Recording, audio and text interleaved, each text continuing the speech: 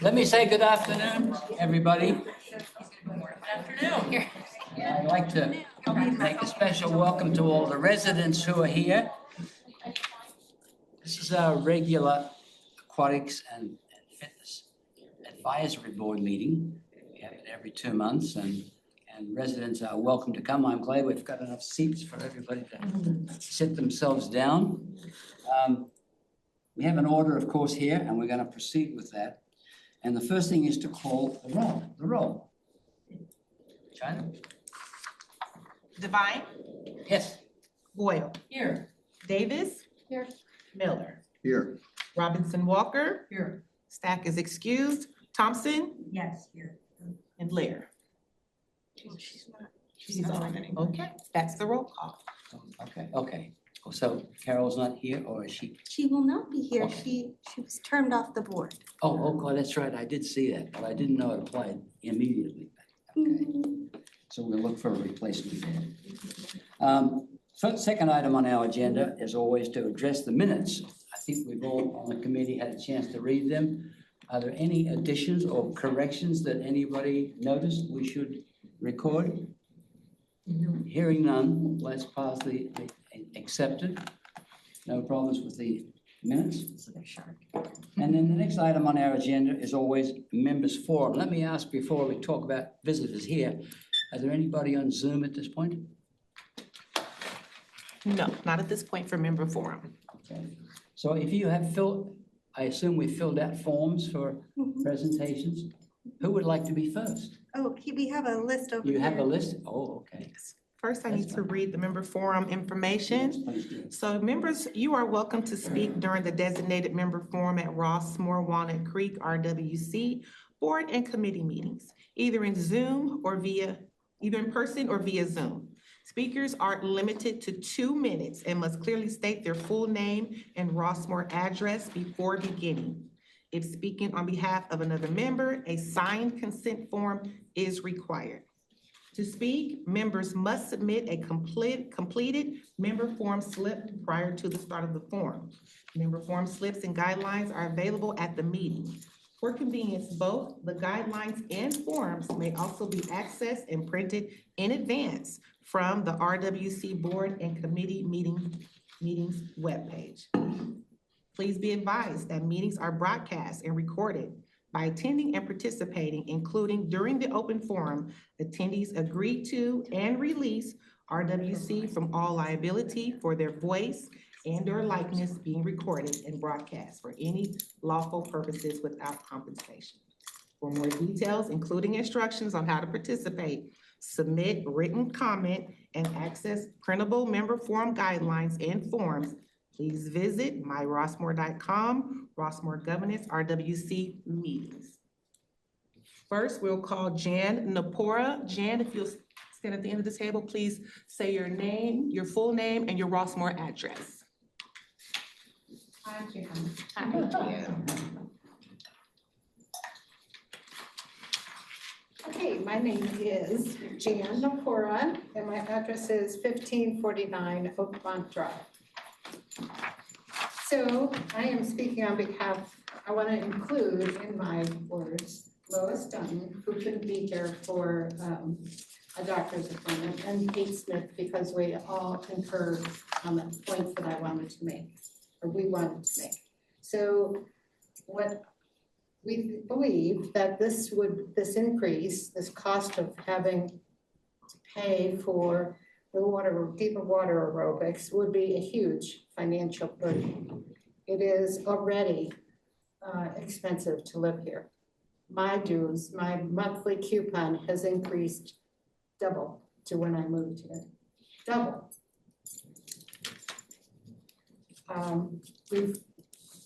Kate and I have been here the same amount of time, so hers has as well, as probably most everyone's. Gas, outrageous, can't afford to go anywhere. $6 a gallon, the average for the United States is $4. Bus service, less than when we came. Social Security, YouTube, it's always being threatened. So we cannot afford to pay more. We just can't. As it is, Kate makes soup, she shares with me. I make something, I share with her. Because we never throw away any food. It's just too expensive.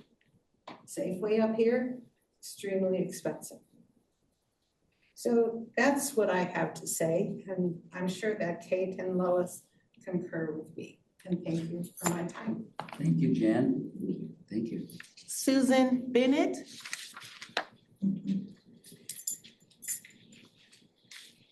Do I need to stand or can I sit? You can sit. Just talk to the square. Talk to this.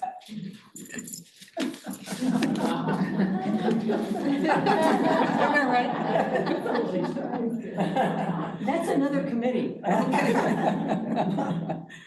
So, begin? Yes. I'm Susan Bennett and I live at 3152 Ptarmigan Drive, number 3. And I thank you very much for letting us come here to talk with you. I'm part of a group that take the deep water aerobics class together. And we've been taking it for more than 3 years, some of us, not all of us, but some of us, since Sally started teaching. And we're here to ask you to please make whatever changes that you can so that there are no fees for this class. It's the only class that TICE offers that is no impact. And as you all probably know, there are many of us who have arthritis, back pain, and I've had 2 knees replaced myself, and the water is my friend. That's where I exercise without pain, and I don't fall down. I never fall down in the water. So we want to continue taking the class together. That's our second thing, is that imposing $5 fees may sound like not much, but I take the class twice a week. That means almost $500 a year. And there are 2 couples in our class that would be close to $1,000 for them because they take it most weeks, twice a week. So that may seem like not too much for some people, and that's true, but there are people in our class who it would be a burden and would not be able to continue taking the class. So we want to stay together. We're a community. We like each other. We like exercising together. We support each other, and we want to continue without an additional fee. As Jan so eloquently said, it's already costing a lot of money to live here. So please pay for the classes and the services out of our coupons. Thank you. Thank you, Susan. Elisa Kramer.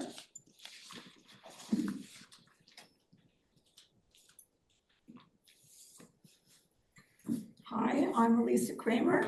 I live at 1524 Golden Rain Road, number 3.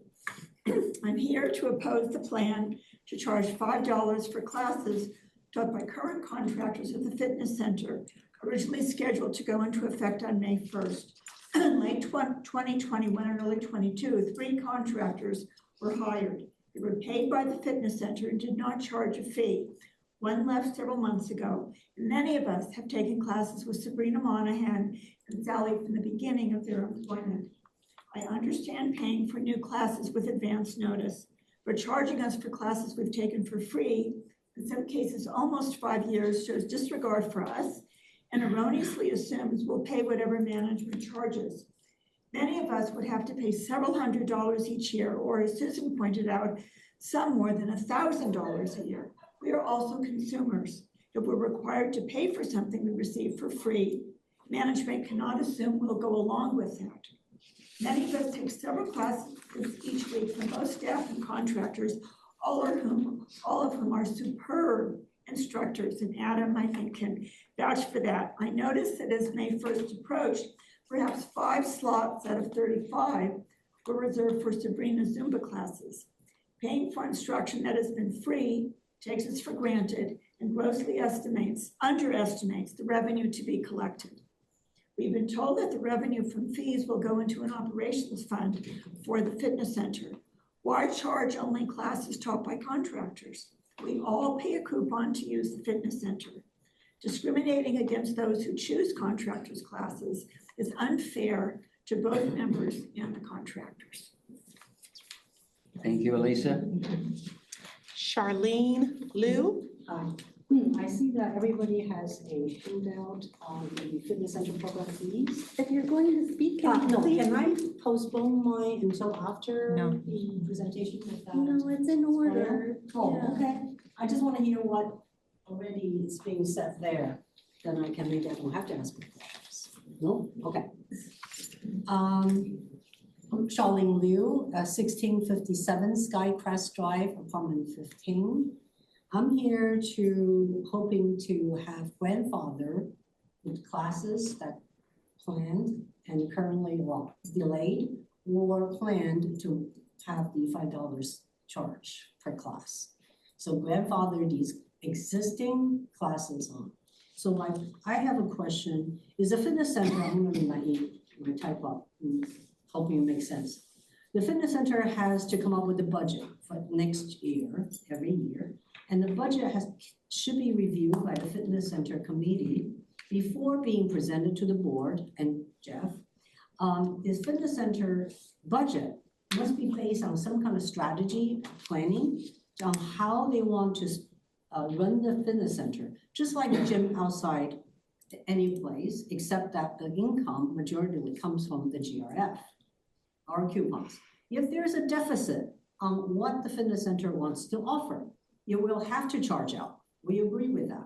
So the question are, first of all, what is the basic support, meaning the machines, instructors, janitorial, the employees, regardless of part-time, full-time, janitorial, and based on that, what are the basic classes that a fitness center can afford using that money? And outside of that, if now fitness center wants to offer other popular class that does not fit into the budget, and then the fitness center should come up with a strategy to say, okay, we would like to offer something popular, people are asking for it, and it's not in our basic coverage, so let's talk about that and let's charge. And people would like to take those new popular, whatever popular classes, we'll decide once the fee comes out, if I want to take the class That or is not. time. Thank you. Thank you for listening. Richard, Thank you, Charlene. Richard Giesner. Hi, my name is Richard Giesner. I live at 3160 Ptarmigan Drive, number 4. I'd like to thank Ann Matola for reopening the rooms at the fitness center for our members' use. I have seen the new lifeguards at Tice and look forward to the reduced schedule being eliminated. Service fees. The decision to attach a fee to a new kind of exercise needs to be made before the class is added to the schedule. These decisions need to be on the committee's agenda, in the minutes, and then published in our community newspaper. Adding a service fee to an existing free class, which can be necessary at times and far more disruptive, needs to be exposed to rigorous scrutiny by this committee, published multiple times in the community newspaper, and then debated at the RWC board meeting in front of the general population. Just eyeballing the class size, a $5 fee for deep water aerobics and Zumba would generate about $28,000 a year. $25.47 of our monthly coupon goes to the fitness center and pools. Raising it only 40 cents would generate $32,000 a year, but adding $520 a year to a senior on a fixed income can be devastating. Our fitness center and aquatics amenities are the most used here. If I added up Adam's numbers correctly, the pools and fitness center for April had 23,373 visits. That is more than the annual visits to the golf course, tennis courts, and lawn bowling combined. I cannot stress this enough. The decisions you make in this room will affect thousands of people. Thank you. Thank you, Richard. We have another letter that you submitted earlier, so we'll be addressing that later in this session. Thank you. Paula Horwitz.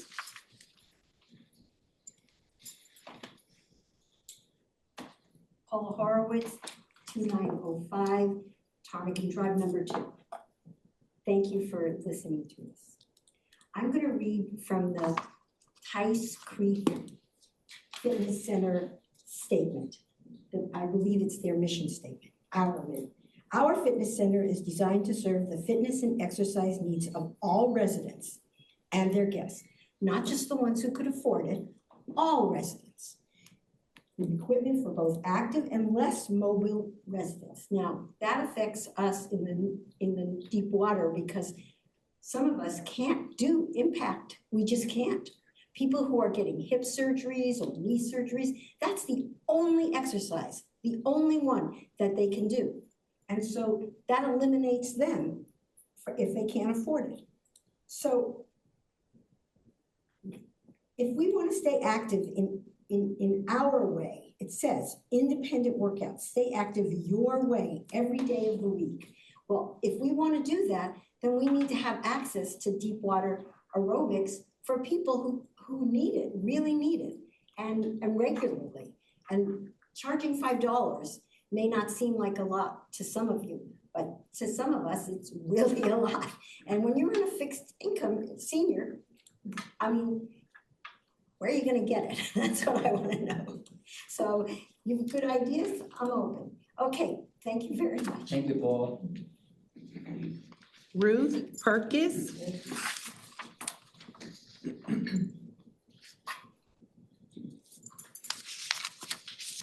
Hello, I'm Ruth Perkins. I live at 2916 Tice Creek Drive, apartment 6.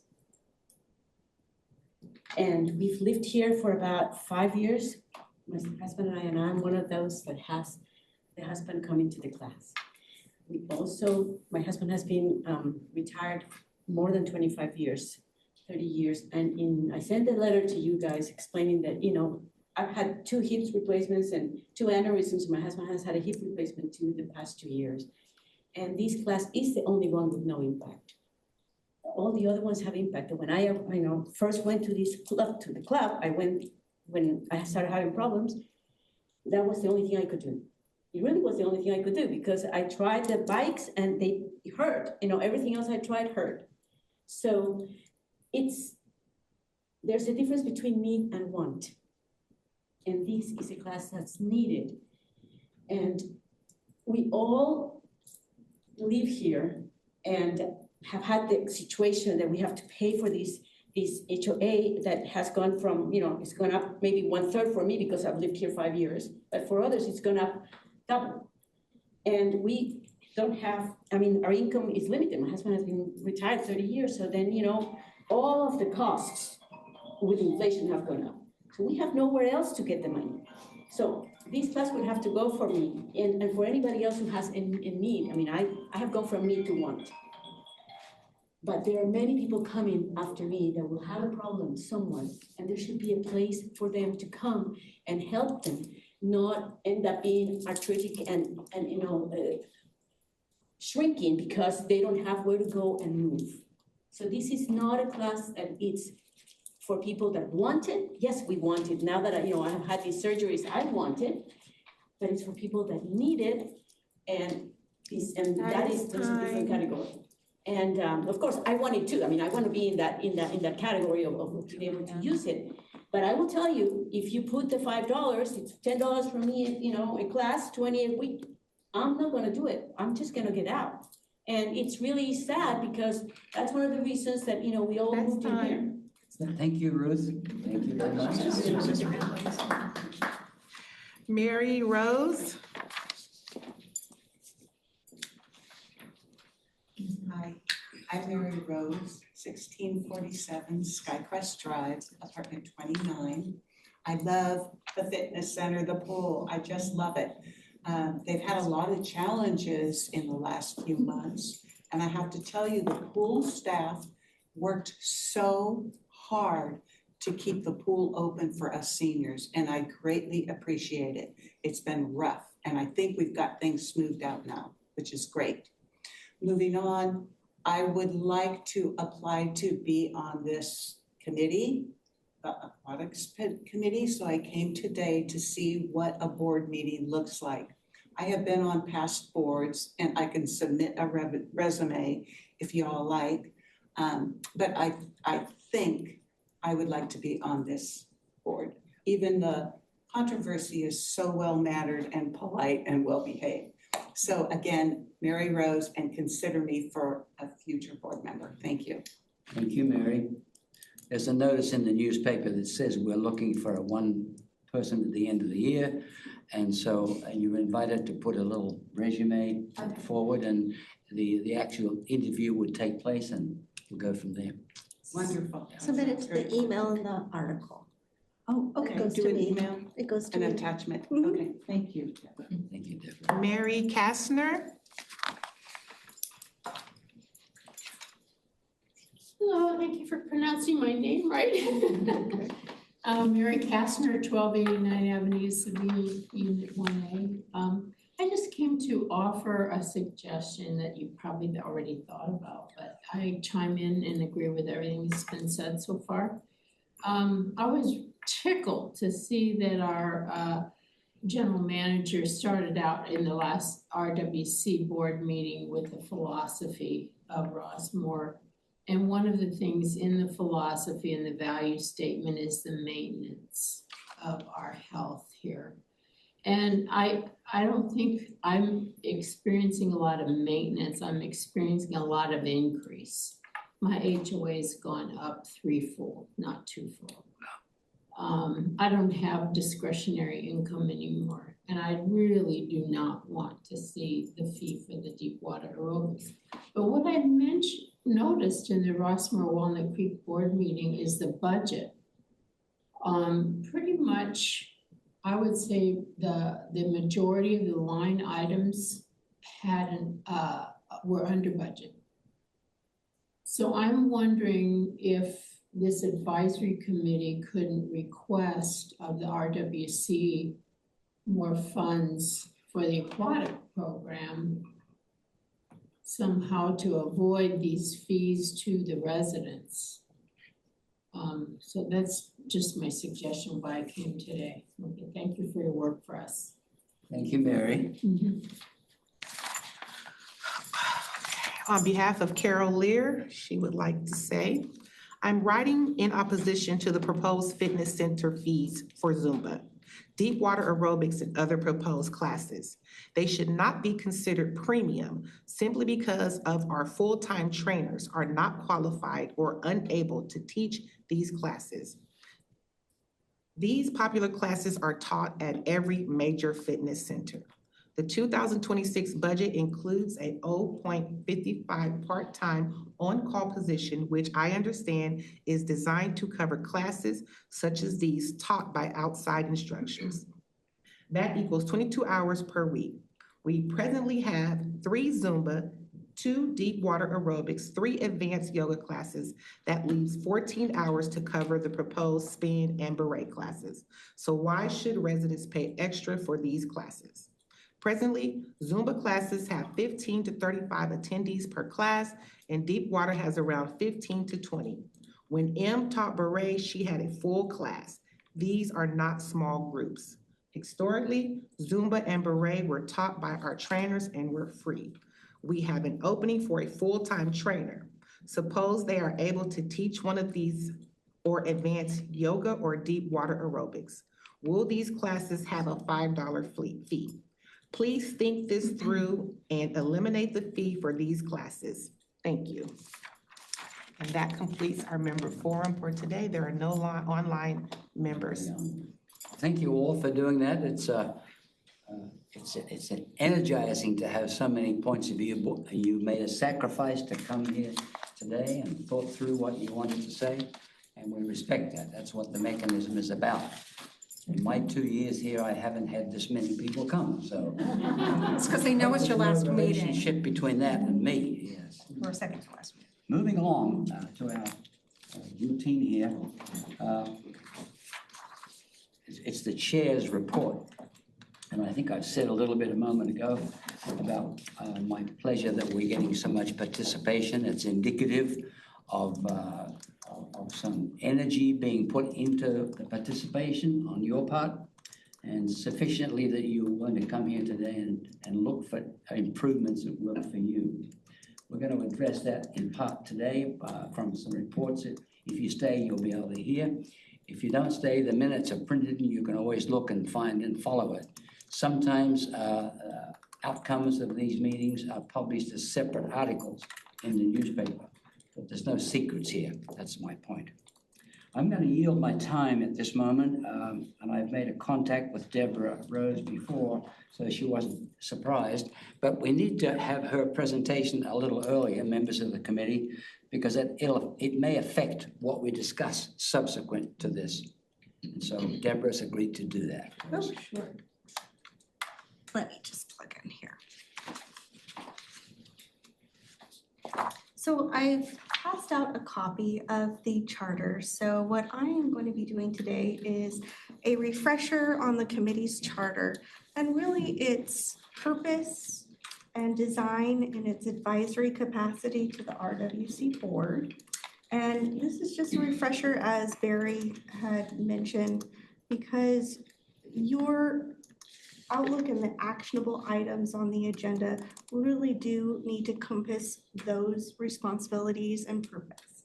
So I'm moving on here. So purpose and responsibilities of the Aquatics Fitness Advisory Committee is to evaluate RWC fitness and aquatic facilities, programs, and equipment to provide a safe and enjoyable environment in view of current and projected usage. Strive for a broad mix of programs, services, and equipment to meet the various needs and lifestyles of the residents. Monitor guest and caregiver usage of fitness and aquatic facilities and make recommendations regarding guest use policies and rules. Assist Rossmore clubs and organizations in utilizing the RWC fitness and aquatic facilities. Publicize available programs, services, and equipment. Evaluate annual budgets, including revenue-generating proposals. Review rules and guidelines for use of RWC fitness and aquatic facilities and recommend amendments to the policy committee as needed. Address user concerns about RWC fitness and aquatic facilities, equipment, and programs. Serve in an advisory capacity for capital improvement projects at the request of the board and review statistics and documenting facility visits and forward them on to the RWC board at their end of month meetings.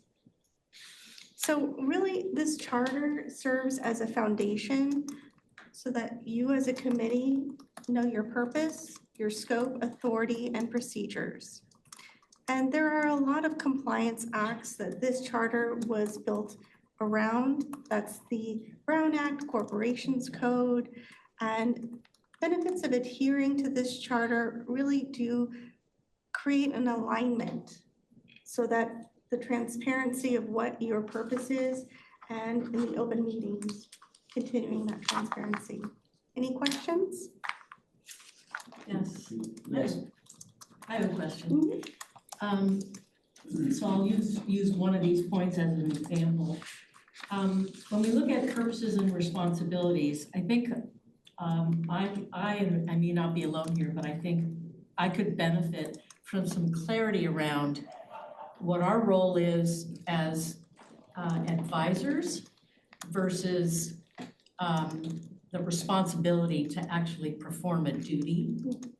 And as an example, number 6 is evaluate annual budgets, including revenue generating proposals. Oh, sure. So that's an example of something that we have not done as a committee, to my knowledge, or at least since I've been here, which is only a few months. So just checking that. Pull up the document? Oh, sure. Right, so maybe someone could kind of clarify that, because I'm assuming that some of this falls into the responsibility of people beyond kind of our level. So can we just take a look at it first, because I want to. So which one are we on? I don't know, what? Yeah, it's the charter number 6. Okay, so evaluate annual budgets, including revenue generating proposals. So we have a fee schedule within GRF, RWC.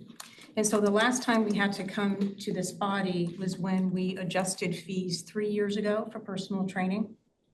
So I don't know who was, I think Mary Lou, you may have been the only, oh, you were on the board too? Yeah. And so that was the last time that we had to come with a fee adjustment. And we'll talk into, and you're gonna say, what about, what's happening now? We'll talk about that later and why that's happening. But that's how we do that. With the budgets, evaluating the annual budgets, typically, I will tell you, it's not to come in here and just say, okay, what do we want to do different?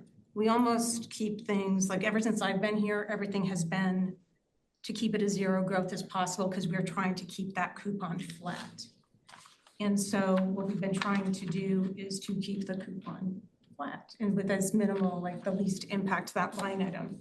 So evaluating the annual budget probably would be more like if they ever came and said we need 10% reduction across the board, we'd have to come back to you and just talk about how it relates to the services that are provided.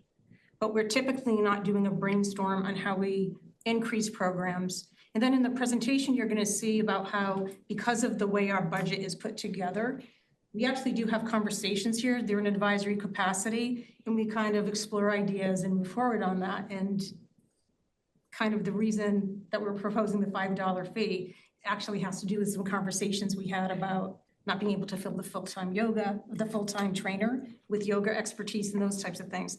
So it'll make it, so this is gonna make sense when we talk about this. It's actually a really good precursor to what's happening around fitness fees and why it's like, you know what, let's bring it back to the committee and reset it and talk about it more as a program. That needs to be better defined, okay? So. Can I ask a follow-up to that? So I am confused about our advisory role compared to the operational responsibility for developing budgets and then moving them forward for board approval.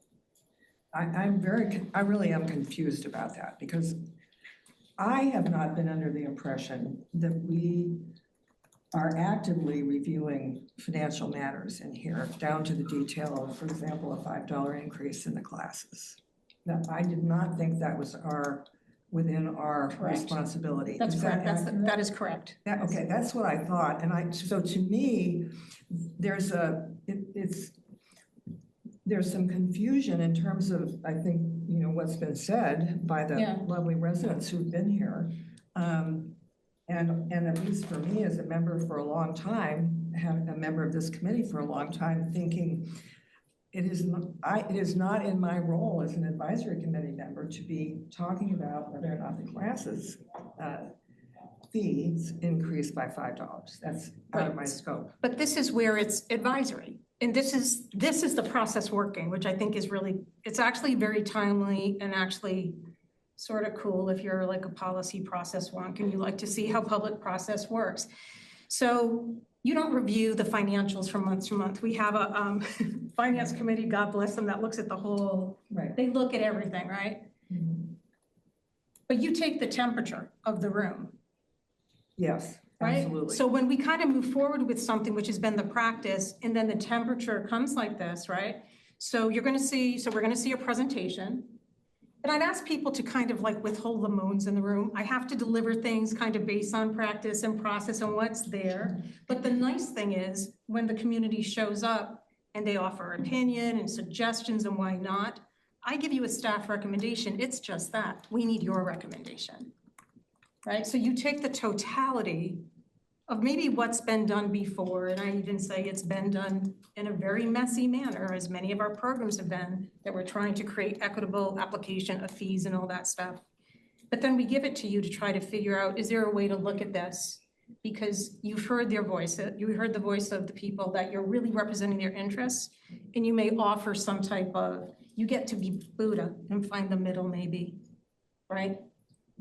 To bring as a alternative recommendation to the board. So what I'm taking from this then is that as advisory committee members, and I certainly personally feel this way, it's very important to me to have heard everything that's been said. And I would also like to appreciate the fact that somewhere in the staff of the fitness committee and maybe beyond that there was enough receptivity on the part of the GRF staff to pull back the implementation of the increase on May 1st. I think that that should be acknowledged.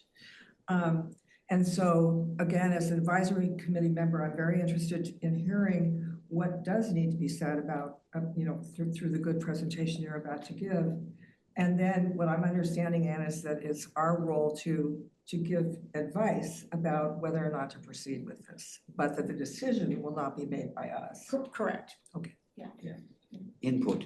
Yeah, but it's kind of like, I appreciate the invitation to go talk to the group. It's a very difficult place to have any constructive conversation, pull aside. We still tried. We still, it was still there.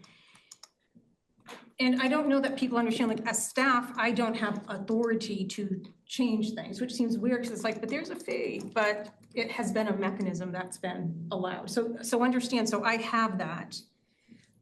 You see what the response is from the community, and you are kind of the filter of this. Like, how do you package this up? And so what's a solution? What's a remedy? Does it make sense as stands? Is there a middle? So again, it's actually the process working. Are there any other questions from members of the committee? Okay, well, let's move on to the next item, which is probably brief correspondence and announcements.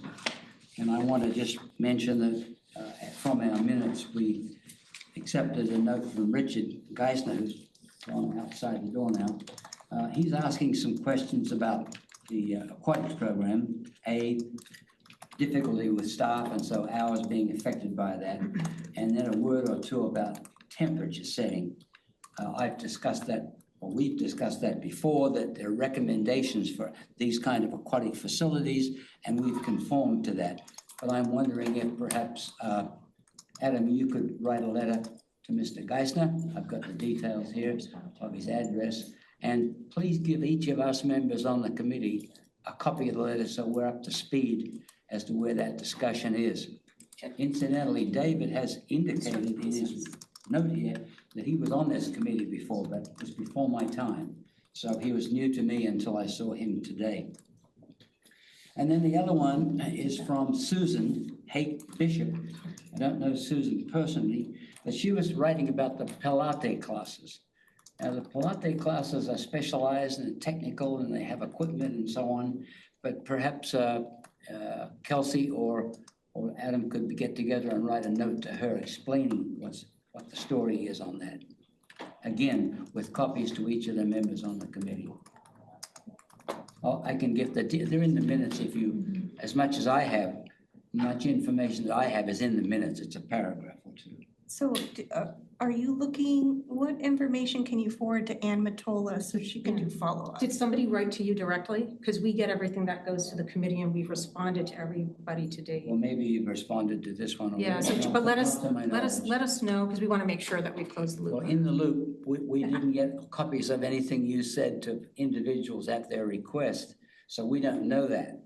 So if you could send those notes. You forwarded everything that came to the Aquatics and Fitness Advisory Committee. I managed that inbox, and we absolutely forwarded to the full. No, I Are haven't. you talking about at members forum? Pardon? Are you talking about people that spoke at members forum? No, they didn't speak. They forwarded a email.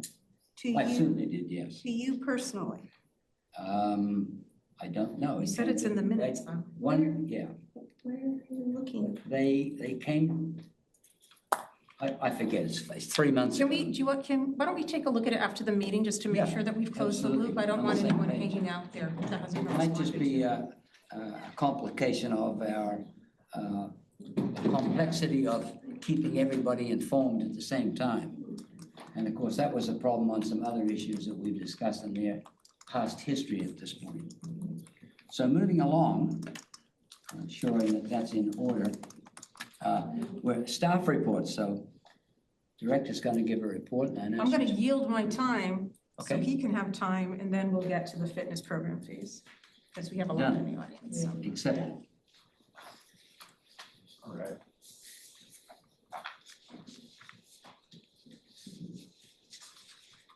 So this is for the Summary report for March and April of 2026. Under staffing, we have hired a new head guard and a new head lifeguard and new lead lifeguard who have both started. We have a new advanced yoga instructor, Amy Runcock. She has started her classes on Monday, Wednesday, and Friday. There was a promotion within fitness, Nora Pelota to Fitness and Aquatics Program Coordinator. And our new bar instructor has been onboarded. Her classes are to start within the next reporting period. For programming, planning for Camp Rossmore has begun. This will be a week-long event, just like it was last year. More to follow on that.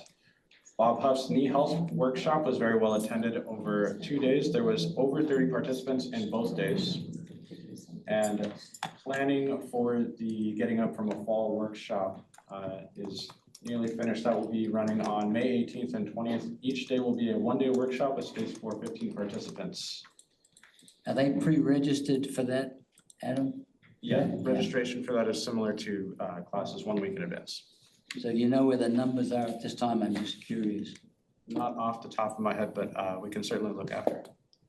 Now, I looked in at the last one last year, and I thought it was quite effectively done. So I hope we get a good turnout. Thank you.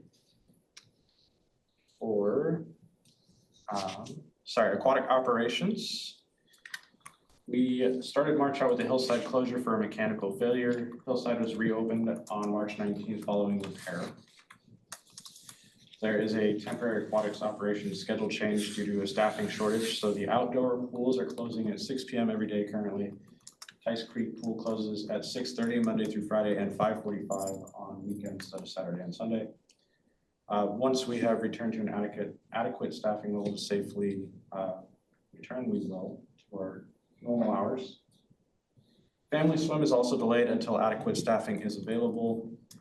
Also wanted to note because we hired 2 new lifeguards, there is a training period for that. It is a head and lead guard, which has more responsibilities than lifeguard. So during this training period, you'll notice an increase in aquatics team members, but that will be in the late morning and early afternoon. This increase in members does not mean we are adequately staffed yet.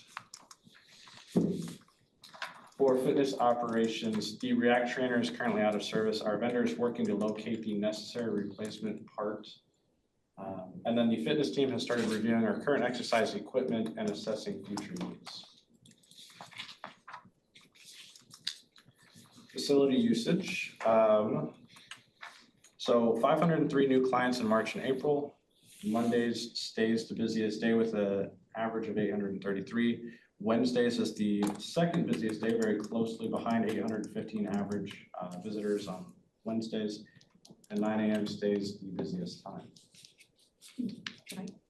Interrupt, I don't know if, just for the residents in the room, when board members attend, they're the only people in the peanut gallery that can ask questions, so. Clarifying question. Yes, there you go. And what would it take to be adequately staffed to open the family swim and the river? You said you hired 2 people, but that wasn't enough. So I'm not allowed to answer questions. You can answer questions. Okay. Who said you couldn't answer that? So right now the vision I have in mind is getting to a place where we can have Tice staffed and the family swim staffed at the same time, right? Because we want to have lifeguards at both. Right. Currently, we don't have that capability. So once we have enough staff to safely staff both at the same time. That's why I'm asking, how many more lifeguards do you need? Right now, at least 3. You need 3 more before you're adequately staffed. At least. Thank you.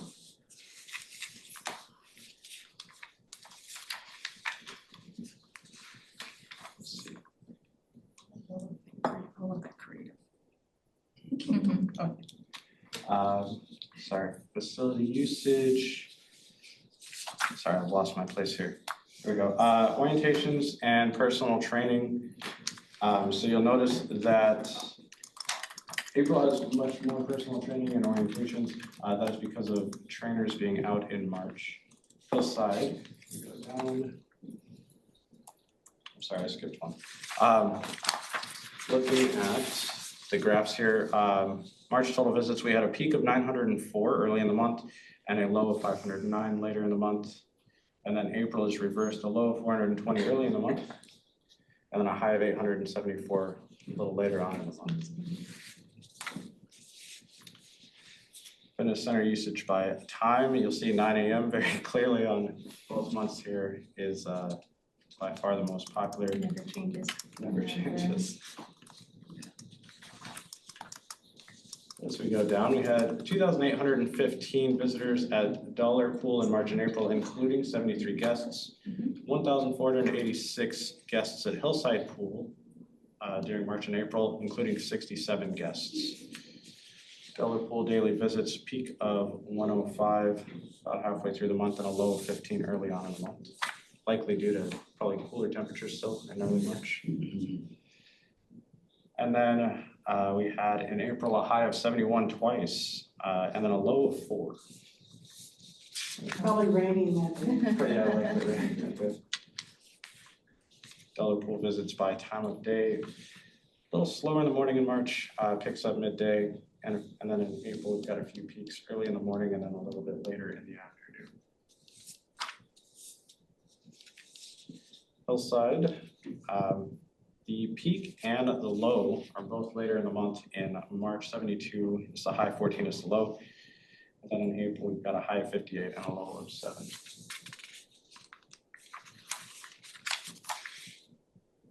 And then lastly, visits by time of day at Hillside here. Starts off a little slower in the morning, picks up around just after lunch, it looks like 1 p.m. And then kind of slows down as we get closer to 6.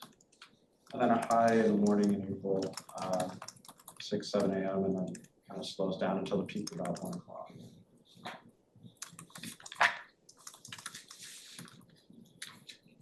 Questions? Time for questions? Yes, time for questions. Adam? Yeah, go ahead. Yeah, Adam's on.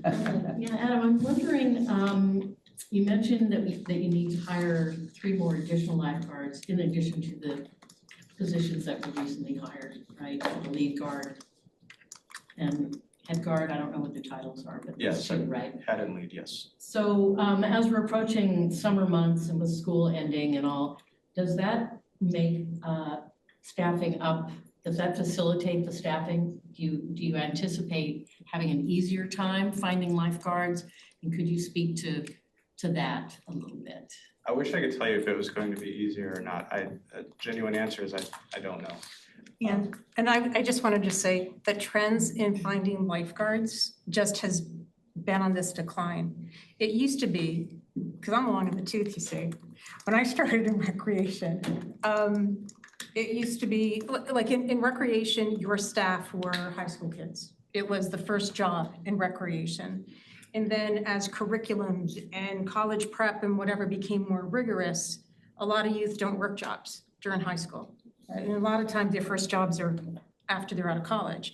And so if you're lucky enough to be near swim team programs, sometimes those were good feeders. So the hiring pool for when we would typically staff up in the summer, it's not there anymore. What I will tell you is we kind of have this draw. Adam's been doing a really good recruiting, and the people that he is finding are phenomenal. We're also looking at some other alternatives, which could look for select hours where there are no guards, where there are guards. But that may come with certain, we just need to make sure programmatically certain things are not happening. We're trying to navigate through parameters that the health department gives us. And it's a little bit difficult to do, but we might be able to do that so we can redirect staff to family swim. Family swim is one of those things you cannot operate without lifeguards. Right, I agree. right, and it's coveted, people love it and are waiting for it, as you know. Our spa, it's a very high risk. So the spa at Tice, it's a very high risk. So operating that without having guards is something that we can't do. Anytime you have a class, you must have guards, and a lot of it's depending on the occupancy of the space and all that. So there's lots, it's like Tetris. There are a lot of things that we need to look at, but we're trying to figure out how to like re-envision that plan and look for pockets of time to help redirect, but we don't have the solution yet. What about longer hours at Hillside Pool for the outdoor swimmers? So that actually increases hours for lifeguards. And while you'll say, but you don't need a lifeguard to shut a pool, you turn it off, you actually don't. There's a closing procedure and there are things with chemicals that they're trained to do. So extending hours is extending more of a need for lifeguards. Because they have to do all that. So that's the issue. So we absolutely aren't looking at you mean extending from the. From 6 o'clock to what it was, 8 o'clock at closing time at Hillside. So that's kind of it's the same thing. It's having enough staff to spread around. Is the Red Cross still certifying lifeguards? Yes. Well, Are they done privately? we use that program, but we have different ways of training. I just raised that thinking that maybe they would be able to give us some indications of other pools of people trained recently, certified, that could become candidates. I just want to appreciate the fact that, Anne, you mentioned that you're looking at different ways to staff, basically, so we can get the pools back open to hours that a number of people in Rossmore need. So I really appreciate that, because when you said you were looking for 3, I thought, because it took a long time. No, but right, but that's a big goal. Yeah. It's a we big deal. understand that. That's why it kind of So took we're my like, breath okay, away. so, I really- because, and I will say there are major liability issues when you kind of have guarding sometimes, I not understand. others, but we want people to have access to this. Right, and so I'm, yeah. again, what I'm saying is I really appreciate that you're looking at different ways to open the Thanks. pools. Yeah, He's been doing a lot of research. thank you for doing that. Adam's been good research. Thank you, Adam. And just one final comment on this. I swim at Hillside and there's a group of morning swimmers who are swimming together for safety. They've decided, they set an hour, they meet at 7:30, it's 3 women, and they had hoped that there would be lifeguards again, but they realized that could take a while. So that's their solution. They swim together and it's working. That's really smart. Yeah, it's good. It's always smart. Okay, Anne, I think the floor is yours for your presentation. Okay, here we go. Here's something. All right, so we're going to cover quite a bit of ground in this presentation. And so I'm gonna I was at a meeting that Janet facilitated this morning, and what I have to say is it was a contentious issue, and everybody really, like today, everybody really approached the forum with respect and understanding there is information to share. And I'm certain there are going to be things in this presentation that you're going to disagree with, whatever, but like really have an open mind, at least just to understand the framework on what we have to do to try to make this all make sense, so we can make sure we're delivering programs to the community in the best way possible. So this presentation has some different parts. It's actually not as long as it looks, okay. So I am going to go through the funding model for the fitness center. We're really focusing on the fitness center. And we're gonna talk about your coupon as it relates to that. I do wanna talk about program history. And the growth we've had in programs and some of the reasons that we're shifting, some of the different things we've had in alignment that have caused shifts in programs. And we're going to talk about what we call core versus specialty programs, because this is a really important distinction on how we're trying to organize the work of the trainers that are at the fitness center. We'll talk about service levels and people that will come to me and just say, why can't we do, and then they'll add some new thing, and I'll say, well, we can only deliver a level of service based on how we're funded. So we're gonna show you the funding and how that relates to hours of these specialty instructors and whatnot. And then, of course, we'll have a summary and staff recommendation. And so that's when you take that and just say, okay, let's take it all into consideration. You're gonna have a discussion and come up with a recommendation. All right, so let's talk about the funding model. Okay, does everybody know how much your coupon is? Everybody knows your coupon has 2 parts, right? You have the part which is your HOA, which tends to go up this way, and then you have the RWC stuff, which is, it goes up, but it's a little flatter. So does anybody know what the value is of the monthly RWC part is? I do, because I asked you. And what is it? A little over 350. Yeah. 351.19, okay? So of that, do you know how much you pay monthly for the fitness center? 13. 13 plus. There you go. That's And amazing. you have the notes, okay. That's really amazing. All right. So keep that in mind. Another way to look at it, just because I like to slice and dice it, because for every buck that you spend in your RWC portion of the coupon, about 3.25 pennies go to fitness, which sounds like quite a deal. And when you look at everything you get in this shared cost model, which means that all this stuff is given to you to access, we do really pride ourselves on having a really well-equipped fitness center. We try to keep it state-of-the-art. When we bring people through tours, they always remark on that facility. It is kind of a standout amenity that we have.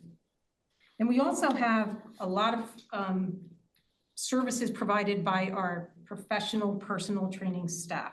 We have the group orientations, they do workshop classes. We have 55 free weekly classes.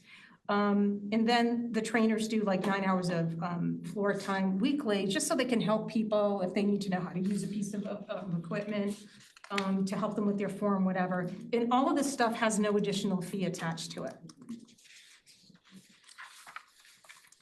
We also wanted to show you a look at what like communities do when it comes to their fitness programs, their fitness amenities. So we spoke to staff from a few communities, a couple of them out of state, but we did want to go to Laguna Woods Village. They're our sister community, and we'd like to talk to them just to see what they're doing with like programs. And then Lincoln Hills, Sun City Lincoln Hills, which is kind of a good comp for us too. And if you look at these, there are actually very few free classes in Laguna Woods Village, and everything is a drop-in fee. Everything that they do is a drop-in fee.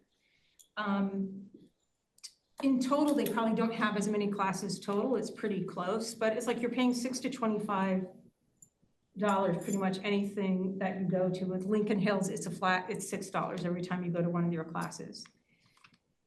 At Rossmore, again, the 55 per week is something that we've really worked to boost up. And again, you can see that we're proposing this $5 flat specialty class fee. Historically, it's been higher than that. Some of the drop-in for the yoga has been like 7 to 12. That's kind of been the higher range there. But we've had drop-in rates for classes. Okay, so a little bit about program history as it relates to the volume of programs and messy history of fees. Okay, so historically, pre-COVID, we've averaged around 31 free classes, 7 or more fee-based weekly classes, again, that range of 7 to 10 per class. And they would do discount packs if you buy 4, 8, 10. Shortly after COVID, like just after COVID, and that's about kind of when I came in, but no, I was here 23, but we were still at this rate. There were about 31 free classes. There were 5 fee-based weekly, so somehow we lost a couple in the pandemic. We don't know where they went. And post-COVID, we found that only yoga and then the Parkinson's training, those were the only ones that were being charged fees, and we lost a couple of fee-based classes. Currently, we've upped the number of free classes to 55, and only Parkinson's is paying their way. And then with the proposal, if not when, if we were to implement as proposed, this is the thing that we stuck the pin in, it ends up being 52 free classes and 14 fee-based classes. And you can see that as Parkinson's, yoga, bar and spin would be fee-based, and of course, Zumba and deep water, the ones that are feeling, the pinch points, those are proposed also to go to fee-based. I think what's important to look at and what we really want, somehow people have taken the eye off of the ball a little bit of what we've been trying to do with boost the number of free classes that we have, because we want to make sure that we're upping that shared cost model of service, which means everything you can get with no additional charge. Your coupon will charge that. And so we've really worked hard to increase the value of what you get for your $13 a month. So how did this happen, and how did we get our little class boom, and what's going on here? So we had a little realignment to our model here, which is you pay a coupon and you should really get as much service as you can for what you get in the coupon. Under Active Wellness, who was the company that was managing the center until 2 years ago, Brianna? Okay. So they were heavily focused on personal training. And so when I came in here, there wasn't as much time for trainers to be able to teach in classes, to do floor time. And it had more to do with the fact that Active Wellness was just pushing training. Their schedules were not as constant. It was a little bit of organic type of guidance of their hours, et cetera. When RWC took over, we really wanted to focus on free core classes. We want the personal training, but you're going to hear things saying like you have the shared cost model, which is the community benefit versus individual or small group benefit. And so personal training really is something that benefits the one. So you would want to make sure there's a fee attached so that person can get that service, so it comes at a fee. So we wanted to get that balance, and a lot of it strategically was through scheduling. And Adam is responsible for a lot of the scheduling and trying to figure out like where we could put these classes on the schedule. Under Active Wellness, again, limited free class instruction by the full-time fitness trainers. And there wasn't a lot of like new disciplines being introduced. Like sometimes a trainer would have something or not, but it wasn't done with any type of strategic or like input from this group. Under the new management, what we want to do with those free classes, there's a little bit more of a rotation. There's a little less of an ownership. Like I expect to have that class. I started that, I'm going to have it every week for as long as I live in Rossmore. So that type of mentality is more of an individual benefit. And we're trying to say, well, the core stuff is important. We'll talk about like the difference in kind of the intentions of those different things. Again, we're really trying to allow as many people access to really promote the wellness of this community.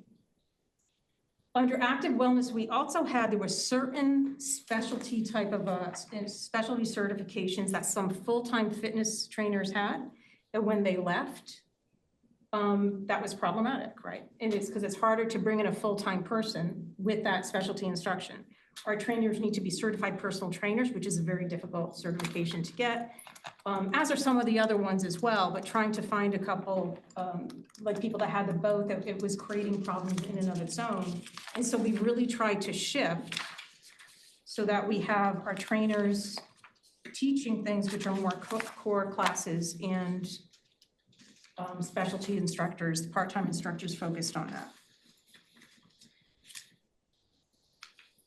So again, some of what we were doing with the shift was to kind of correct the inability to recruit a full-time instructor that had these specialized instructions.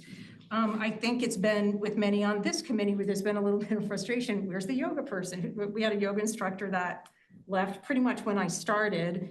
And to fill that, we were trying to fill that full-time person. And it's a little bit like trying to find a unicorn. They really don't exist. Sometimes you can find one, right? But it's very unusual. And so we were providing updates, and there were some things noted in minutes in November and January, November of last year and January this year. And we were talking, I think part of the thing was, well, can't we do something? Can't we do part-time? And so here's where it gets into that service level, like what we're budgeted at in our fees. I can't just go overspend, but we've had this mechanism to be able to charge for classes, right? So if we could offset that, sure.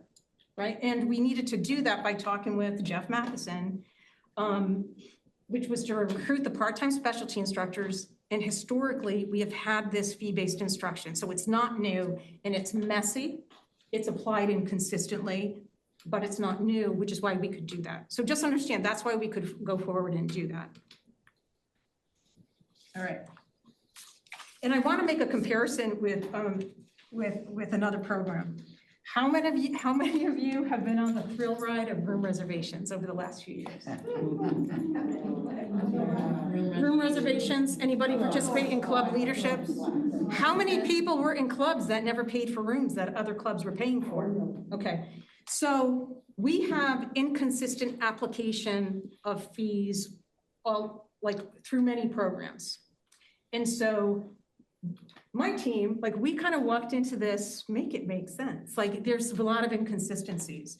And so what we usually do is try to create programs that make sense because you want to make sure you can sustain certain service delivery. You can explain to this person reserving this room why they were charged these fees and this one not. So it can't be applied arbitrarily. Can there be exceptions? Absolutely. But we really don't want to have arbitrary fee implementation. So what we did here was to attempt to apply this equitably. So that's all that's being proposed here. And again, proposed. All right, so let's talk about core versus specialty classes. So what's a core class? So these are classes that really focus on functional fitness. So strength, flexibility, cardio, and it's to increase overall fitness for activities of daily living. And these are classes that can be taught at many different levels.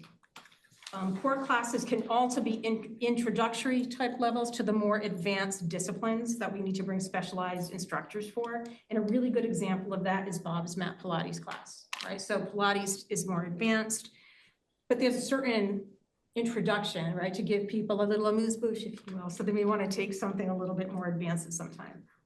So for doing these intros, specialist certifications are not required, nor are they of any of the functional fitness. These are core competencies that our certified personal trainers bring to the table. So we're really using that. And again, we've not quite doubled. We've had a 77% increase in the number of free classes in order to get maximum engagement from the community in these core fitness programs. To us, that's really fulfilling the bill of the shared cost model.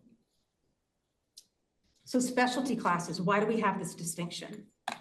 So special certification or training is required of many of these different all of these different programs. It's really not arbitrary.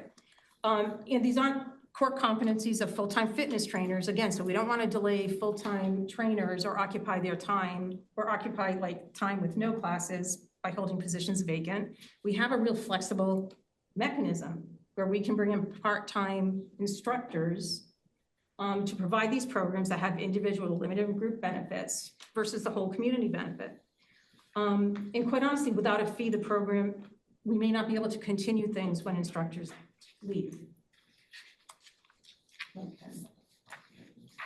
So the other thing about organizing specialty classes this way, so I kind of enjoyed the path to the solution from the committee. It gives us more ability now knowing this has been a mechanism, right? And we hope it can continue because only with this fees can we be really flexible and agile.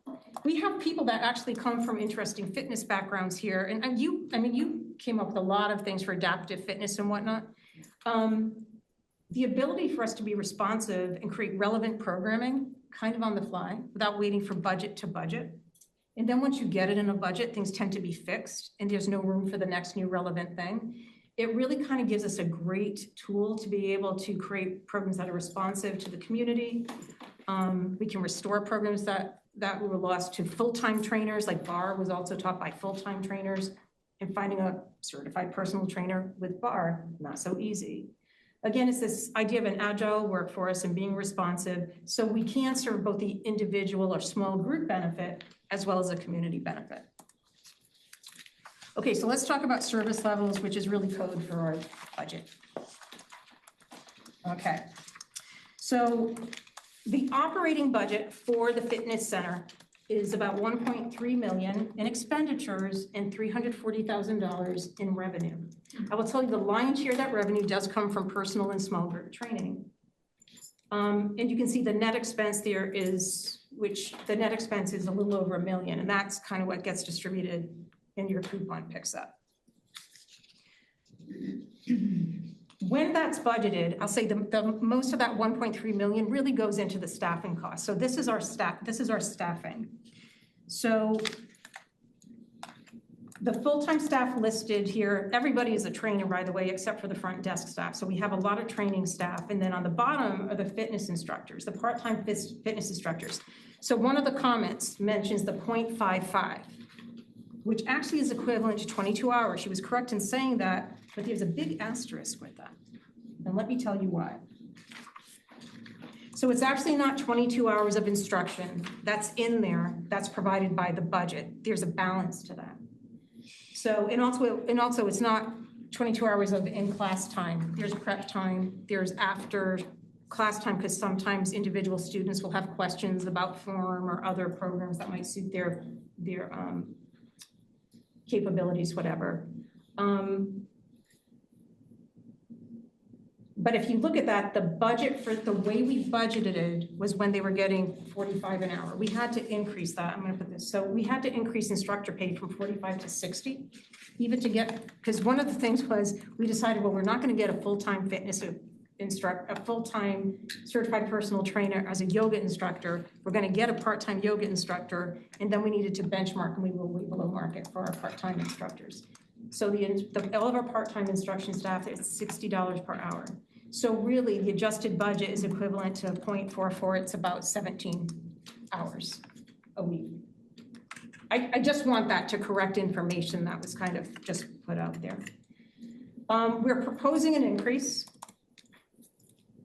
that would get us, basically more specialty instruction time. It increases the budget, but if the revenue is applied, you got to look at that last column, because really the impact kind of with the part-time instructors is about this. Now, it has a little bit of flexibility because you have part-time training, different things can happen with that. But generally, when we put our budget together, we're trying to figure out our revenue calcs. This is what we're trying to do. I can tell you we were below our revenue because we weren't expecting, there's a whole area we haven't been collecting fees on. And part of it was because we lost a yoga instructor, but it does make a hit when we're not collecting the fees for the specialty classes. And yeah, so that's a weekly amount, the proposed, going back 3312. That's a proposed weekly amount? No. Shortfall? No, so basically, no, this is for the year. So that's the shortfall, right? So budgeted in right now is 1480. The net is about 1480. Okay. And again, like doing the math, so basically this really is to show you, we had a comment saying, this is covered in the budget. It's like, well, yeah, but there's revenue attached to it too. It's not covered like the 51,000 isn't covered. Okay. You know what I mean? Yeah, I get it. So there's an expectation that there's revenue coming in. So again, can the thing be, I don't know where it's from this group, I don't know where it's gonna come from, but can you find it someplace else? Right, That that's was the like, that would question. be inappropriate, yeah. That is the question. Okay. Yep. I had a feeling that's what you're getting. Okay, all right. And another thing I wanted to talk about parity, about equity, about how this is similar to the room reservations. And I want to say this because we have so many of the deep water aerobics people. And I've heard you and I understand how this particular form of exercise, for many of you, is the only thing that you can do. I want to compare it to, we have this Parkinson's group. That is the only program that community can do, and they pay for it right now. So it's the parity, it's the equity, and it's how are we deciding, where there should be a fee, where there shouldn't be. And so we're looking for guideposts. If this is distasteful to you, compared to with all the information that we've looked at, there have been suggestions that have come in from the community. But again, we really need to figure out how to make an equitable application of fee based on program type. And just keeping an eye on the ball that what we are trying to do is balance that we do have a dramatic increase in these shared cost model programs. You'll see what the proposed for the fee base is going from 5 to 14. So again, there's been growth on both sides. So we need to consider a recommendation to the RWC board, again from staff, is to implement 5 per class for all specialty classes. And with that, you guys can run with it. So, Thank you. turn it back to Barry. Yeah, thank you very much. That was very thorough. Very, very good. Are there any other questions before I proceed with the routine here? Can we discuss some of this now? Is this the time if we have questions about the proposal? Barry? Yes, if it's relevant. It's very relevant. We just aren't going to resolve it today. Right, but No, Yes, and can I just say, feel free to continue the conversation, Yeah. you know what I mean? right. It's a lot to consume. We're not in any rush, okay? Like, we're not in any rush to do anything. It's gotta be the right you gotta feel good with the recommendation, make the right recommendation, not a quick one. What are we looking for here from us? We want, so basically, programmatically, we do make the distinction between specialty classes and core classes. We have a model. We have people that we hired that we would like to be able to deliver these classes. We may not be able to because I need to look at the budget, right? So we need to kind of figure out with specialty classes, do you believe that there should be a $5 fee? And it can be yes, and what did we hear here? Do you grandfather some in until those instructors aren't here anymore? You know what I mean? So you can kind of parse it out different ways. It doesn't have to be the staff recommendation. Of course, we find that the easiest to implement, but it's what you think. Do you know what I mean? So it's like, we give an opinion. We advise, and then your board member has a clarifying comment. My question is, have you thought about either reclassifying more classes as specialty, so it wouldn't be $5 a fee, it'd be like $2 a fee, or force everybody to pay $2 a fee? I mean, I don't know, I'm not saying everybody, but I'm just saying alternatives to this limited amount of classes that are being charged. I will tell you, Like spread it out a little more. Can I ask a question? Did it make sense, the distinction between the core classes are kind of, I don't want to say randomized, but the class rosters are more randomized, even by the design of how we are going to be changing the schedule more frequently. Deepwater aerobics, I'm not picking on you, but you're here, so you'll relate, okay? So Deepwater aerobics, there are 18 slots, they get 15 people. So it's not a wait list, it's a specialized set group. It's great, they're a super community, right? Like, I'm sure they've made great relationships during that. But that is kind of like a set group. So that's kind of some of those defining characteristics, right? So the Parkinson's, it really is. I mean, it really is a distinction. Because, and I will tell you why that is very important. Another thing with the core classes taught by our full-time personal training staff. This is something that we, as some of the things which we have to do as managing and administrating the programs and managing the human element. We had an issue. I don't know if any of you were in some of the water aerobics classes that we changed. Some of what we needed to change with the schedules had to do with the toll it was taking on the bodies of the people instructing those classes, because they were full-time trainers. Full-time trainers have agency over their instrument. Pure and simple. They are here full-time. We want them to have long careers because they know our community, they know how to design programs for the community. And not only were they locked into schedules that were just not conducive. Those of you that work out a lot and those of you from fitness backgrounds know that you've got to mix that up. It's not healthy for your instrument, right? And that is a very HR-y thing. It's a very personnel thing. So we really needed to take that back and make sure that they knew that they had agency over their body. I mean, that was a really important change that happened when it went from active wellness internally.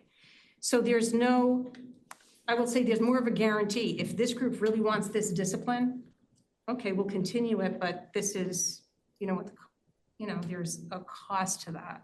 Could there be instructors that take different trainings? Yeah, but if it's a full-time instructor, we can't commit that time to that same group of people because then that shared cost resource isn't available to everybody. The time suddenly it's the same thing that was happening when active wellness made them train. And then they weren't available to do a lot of the services that they're doing now, that's serving everybody. So we are actually, it's difficult. I really get it. It's very difficult. Deepwater is your thing. And I understand the blessing to have the no impact classes, right? So it may be that you're not talking about a lot of things that you may make a valid concern where you want to make an exception, but you can be thoughtful about it, based on your collective expertise, we're okay with that. I have to be, as staff, I have to do equitable guardrails. Does that make sense? So, That really helps what you just Yeah. shared. Having more of the background of why we have what we have right now, and the way the schedules are working with the staff that we have, and the limitations of moving forward without the extra. yeah. I'll say we lose flexibility if everything is covered by the coupon. Just, we lose the ability to be responsive to trends. We just do. There's a question back here. Is that okay? Talk about your budget? Well, I will say the best thing to do is you can send me an email or send the committee an email and we'll absolutely respond to you. So I would like to just say that I think having heard everything here, and by the way, I appreciate the presentation, it was fabulous. Yes. I appreciate the need and the intention to have consistency as well. But hearing all the input from people from the forum, and also my experience with the benefits of exercising in the water, for rehab and just for general health, I think an argument could be made that water aerobics in general falls under functional fitness, and that deep water aerobics could also be considered functional fitness for those people who are like us, who are further along in life and have joint issues, right? And it's safer to exercise in water for a lot of people, and I definitely agree that for some people it is the only place where they can exercise and not feel pain. So I'd like to just make the argument that particular deep water aerobics as a specialty class could be considered under functional fitness. Now, I know there's a specialized certification that maybe puts it into that, special category. But I think it's worth talking about. I will say, Sally's phenomenal, right? So she's here as long as she wants to be here. I will say, if we do that, it may change how it's delivered, but those are easy recommendations, because we need to make sure we can do it within, it'll work within the budget, which is fine, but it may look a little different. Is there any chance that, it seems like you're dealing with the same amount of money with a lot more classes? And I wondered, is it possible that instead of getting fees, that there would be some functional from the coupon that would go for $1? Because last year they returned $3 on our coupon. So I was just wondering, when you go to ask for a budget, could you ask for that? Or so you're asking if all this stuff can be free and they increase the coupon? I was just wondering that. So again, then what I will say to that is this. If anything is covered by the coupon, that's it. So if we're making one program, we're saying we will always provide deep water aerobics in that way. We're doing it because we have a specialized instructor that delivers this program in this way. And we can't, what I don't want to do is pretend it's something it's not. It has a set core group of people, very much like the Parkinson's group. So we have to really be thoughtful of kind of I call it the whack-a-mole effect. So when you do, and what we did was, we were told not to charge fees. We're not charging for anything, even yoga. Because again, based on this philosophy, we really need to make sure we understand that if there are exceptions, it makes sense in the most complete way, so we just want to make sure we do that. Is there a thing about grandfathering something into? I mean, something that's been here for a long time, and then people understand that when something new comes, that they will, that's part-time. That's absolutely, understand they're paying for it. Mm-hmm. And then you see by the people that sign up for it, that it's really all right with them, because they're getting like a high-end, yoga and things that they've really requested. Whereas this program, the other ones, it's gone on for a number of years without a fee. So it seems like maybe the program's going forward, and the ones that have only been here like 2 or 3 months or something. But it seems like and you are doing new things all the time. But I will say, it should be attached to the turnover of the instructor. And this is why, because we're recruiting spin, it's a higher rate of pay. Mhm. You know what I mean? It's a higher rate of pay. It's a different impact to the budget. Right. And we can't, and again, sure, we can go to the board and say, and I'm just saying the impacts. I mean, you can do whatever you want. You can do whatever you want. You're the committee, right? But just keep in mind that if we say, yeah, but we want the coupon to pay for it, then we're locked into spin, bar, which quite honestly, the only reason it was free because it was a full-time personal trainer on staff that was doing the classes, right? So that's shifted. So I think it makes sense when the trainer turns over, we can look at a different way to deliver that program. Because you're serving such a large number more of people. Yeah. Yeah, and it's gonna keep changing. It's expanding. Right, and the demand for the new thing is gonna keep changing. Yeah. And so we're trying to figure out how to be responsive to that. And again, everything going into the coupon ties our hands. You're just, Oh, you're you just mean fixed. you couldn't use coupon work for part-time people? We do use the coupon. The problem is for the specialized programs, it draws from a smaller audience and it tends to be the same group. It's more specialized. Yeah. Okay. Yeah. And then when it's like, and we have things that even get elevated to more of the small group training, like for Pilates, like we don't consider that in these numbers, right? That's like super specialized with, specialized equipment and whatnot. And you tend to have that same cohort. Thank you.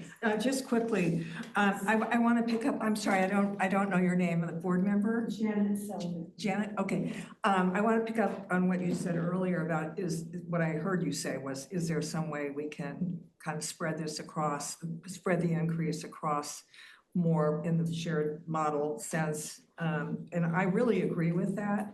I like that idea a lot, and I know we don't have time today to drill down on how do we define specialty classes. I know how we got there from a budget point of view, but I don't know how we're getting there from a fitness point of view.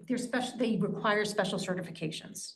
That's what it is. So I'm asking a slightly different question, related but different. I'm wondering, to me, and I think I would benefit being part of a subgroup if we want to even think about doing that, but to really understand what is a specialty class, to be able to articulate that, and then to be able to decide whether or not fees should be attached to that or not. Because right now, the way I see it, not being maybe as educated as I could be about what is a specialty class from a fitness point of view, it looks to me like deep water aerobics and Parkinson's are for specific populations that need that particular kind of exercise because of their physical capabilities. That's how it looks to me, and I could be wrong, but that's how it looks to me.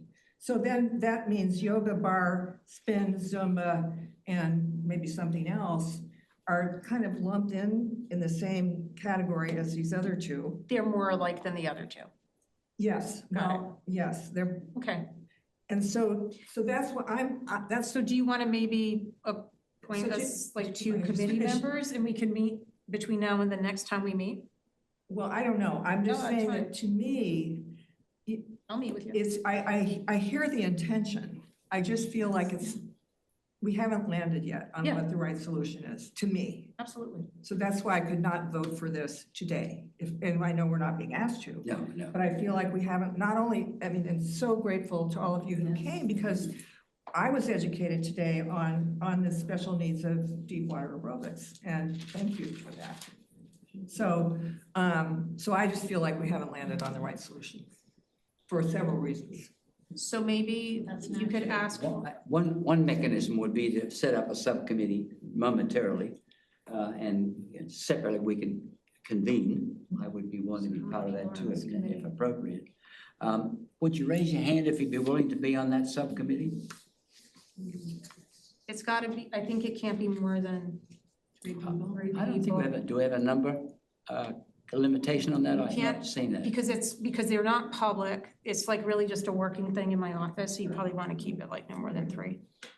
So we got 1, 2, 3. Thank you. I'll withdraw my name from that. You've got a threesome. So we'll declare this a subcommittee, and you're going to make a plan. So who's the third? The two of you? Kathy? So wait a minute, so, I'm sorry, hold on, just a moment. Does any of the three of us have the expertise to be able to drill down on coming up with from a physical fitness point of view, how we should slice and dice this? But Does anyone I would say that that's where you need to have us in the room. Right. That's what you have the fitness So expert that for. means Adam needs to be in the room. All Okay, right, further okay. conversation, just subgroup. Okay, Yeah. great. Okay, Yeah, okay, yeah, he doesn't get off on easy. good. Looking at the agenda here, we're nearly finished. You may be happy to hear that. Thanks for hanging in. I would like to acknowledge Mary Lou, who has, I was in the gym this morning and there are 5 plaques up there with people who are part of the fitness program, and we're going to respect them as models for the future. You need to say a word about updating us on that, please. Oh, well, no, I mean, people, we had this marvelous idea about people recommending people. But we haven't, and Jackie too, tried a lot of different things, Yeah, putting yeah. the signs in different places, and I would speak to people, and you know, and I still have to ask, and a couple of people who were suggested just turned it down. I mean, you know, their friends suggested that, but they said they didn't want to be in the spotlight. We knew that was a possibility. So there's possibility. So we have to sort of think about the program, because a lot of it is me asking people now, seeing them on doing different things, if they wouldn't want, if I could write them up, which really, we have to think of a different mechanism, I think, for getting a more random group. And probably with the new board and everything too, you'll be able to do that. But I'm thinking that asking people to, they do suggest people for the fitness trainer who's going to be up on the wall. I mean, people recommend them because they're taking the class and everything. But when they're taking a class or working beside somebody, they don't seem to, you know, want to exercise, I would recommend them. So I don't know, we had a good idea, and but it just didn't go over very well. So I think we just have to draw back and say what's a better way to get recommendations, because it's complex. Because I think people do read the articles. I mean, you get feedback about it, and I think it does make more of a different kind of person come to the fitness center. Yeah, And that's what we want, that they're just normal people there that are exercising in different ways that suit their needs. And Can we put you on the wall? yeah, right, no. I'm sure, right. Well, let me put this on the. That wouldn't be ethical. Let me forward this to the agenda for our next meeting, which is in July. Okay. To revisit that and update. And I think those comments of yours are quite valuable. And maybe people will come up with some different ideas. Yeah. I think when more people look at the 5 that are there now and see the trend, it might stimulate some more. So there's an inertia to get those kinds of things going. But I was impressed when I reviewed it. I hadn't looked at it for several weeks, and it was quite impressive. Okay, let me see. You group can get together to decide how you're going to maneuver. Right. Go from this. Can I just ask, who's going to take the action to call the meeting? Thank you. Yeah. I got you. All I right. got your emails. You'll hear from me today. Okay. Now, the last thing we have here today, and I just want to make a note, is that unfinished business. We need to refer for our next meeting some review of club instructors leading classes. We were going to review that, assuming that we have some sense of responsibility there to make sure. That's actually not our purview. Well, we were going to look at how they handled the classes, and I think that is pretty, in our litigious community here, pretty important. But we actually don't have any authority on how clubs club. We can give an example of the different activities. We need to know about it, is what I'm saying. It really is not the authority of this committee. Okay. It really isn't. Not It's something to advisory. be addressed at another time, but not now. Like, we just need to look at that as a whole. No, I program. was just gonna put it on for a future consideration. Yeah. That's the last item on our agenda. Hearing no more items, we are adjourned. Thank you for your attendance. Thank you for your support. Mary, is this your last meeting? No, I'm going to be here as a participant, but not chair. Oh, good, okay, I was Well, I worried. thought that would give more continuity. I'm worried, thank you. Yeah, thank you for your service.